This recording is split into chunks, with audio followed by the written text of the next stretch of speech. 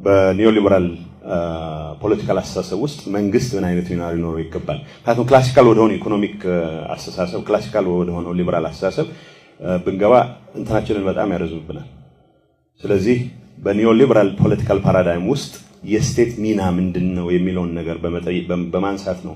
ለዚህ በምንሰጠው መልስ ላይ ተመስርተን ነው ዴቨሎፕመንታል ዴሞክራቲክ ስቴት የሚባለው ልማታዊ ዴሞክራሲያዊ መንግስት ምንድነው የሚለውን ነገር ለማንሳት ብቻ ነው።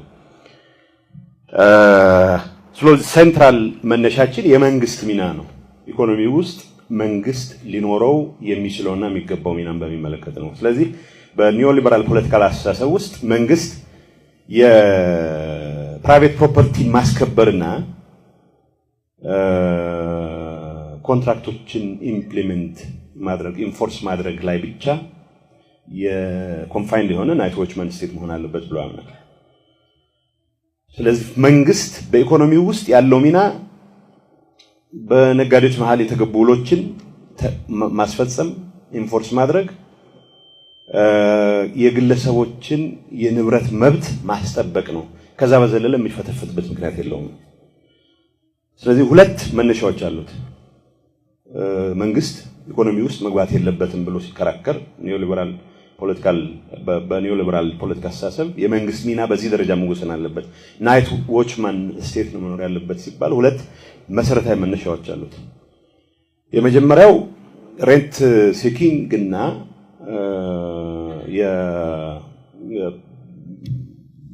የሰዎች ኔቸር ስግብግብነት ኔቸር ራሱን ችሎ የመንግስትን ሚና እንዲገድም ማድረግ መቻል አለበት የሚል አስተሳሰብ ነው። ይሄ ፖለቲካል ኢኮኖሚ አስፔክቱ ነው። የፖለቲካል ኢኮኖሚ አስፔክት አንድ መንግስታት በኢኮኖሚ ውስጥ በሚገቡበት ሰዓት ሁሉም ራሽናል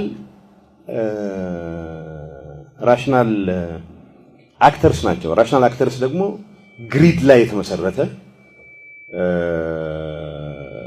ባህሪ ነው ያላቸው። ሰልፍ ኢንትረስት ፕሮሞት የማድረግ የራስን ጥቅም ሁሌም የማስቀደም አዝማሚያ የመንግስታትም የግለሰቦችም የሁሉም አክተሮች ነው ኢኮኖሚ ውስጥ። ስለዚህ በመጀመሪያ ደረጃ የመጀመሪያው እንዳልኩት ፖለቲካል ኢኮኖሚው በሬንት ሲኪንግ ትንሽ ስለ ሬንት ሲኪንግ እና ስለ ሬንት ክሪኤሽን የተወሰነ ነጥብ ማንሳት ያስፈልጋል። ሰዎች ሲያመርቱ አንድ ነገር ሲሰሩ ወይም ቴክኖሎጂ ሲፈጥሩ ወይ ዕቃ ሲያመርቱ ትርፍ ለማግኘት የሚጠቀሙበት መንገድ ፕራይስ በማርጂናል ኮስት ላይ ተመስርቶ ሴት የሚደረግ ፕራይስ አለ። ኦቨር ኤንድ አባቭ that part the opportunity cost of የአሴት ነው ትርፍ የሚገኘው።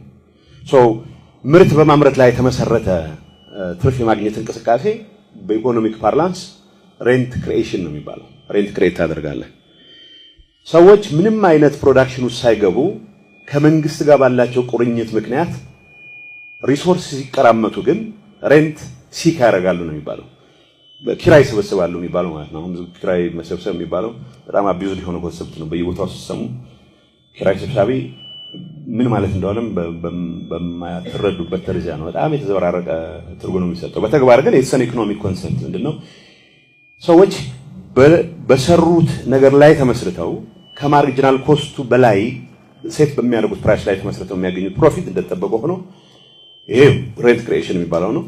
ከዛ ውጭ ከመንግስት ጋር ባለ ቁርኝት ምክንያት መንግስት የተፈጥሮ ሬንት የማከፋፈል እድሉ ስላለው ያንን ሬንት የመሰብሰብ እንቅስቃሴ ቴንደንሲ ነው ሬንት ሲኪንግ ይባላል። ስለዚህ ማንኛውም የግል ጥቅሙን ብቻ የሚያሳድድ አክተር ባለበት ኢንቫይሮንመንት ውስጥ ከመንግስት ጋር መጠጋት ሬንት ኮሌክት ከማድረግ ጋር ብቻ ነው የሚያያዘው የሚል አሳምፕሽን ነው የኒዮሊበራል አሳምፕሽን። ስለዚህ መንግስት በኢኮኖሚ ውስጥ ያለው ሚና በጨመረ ቁጥር የሚያከፋፍለው ሬንትም ጭምር እየጨመረ ስለሚሄድ በዛኑ ልክ በመንግስትና በዜጎች መካከል ያለው ግንኙነት የፓትሮኔጅ ግንኙነት ነው የሚሆነው፣ የደንበኝነት ግንኙነት ነው የሚሆነው። አንዱ አካኪ አንደኛው ታካኪ ነው የሚሆነው። ስለዚህ ከክልል አይነት ግንኙነት ስለሚኖር መንግስት በኢኮኖሚ ውስጥ ሚናው በጨመረ በገዘፈ ቁጥር ሬንት የማከፋፈል ስልጣኑን ተጠቅሞ ለደንበኞቹ ለተመረጡት ደንበኞቹና አገልጋዮቹ ብቻ ኪራይ የሚያከፋፍልበት ስርዓት ይፈጠራል። ይሄ ማለት ኢኮኖሚው በማርኬት ቢገዛ ኖሮ ሊኖረው ይችል የነበረ ኮምፒቲቲቭ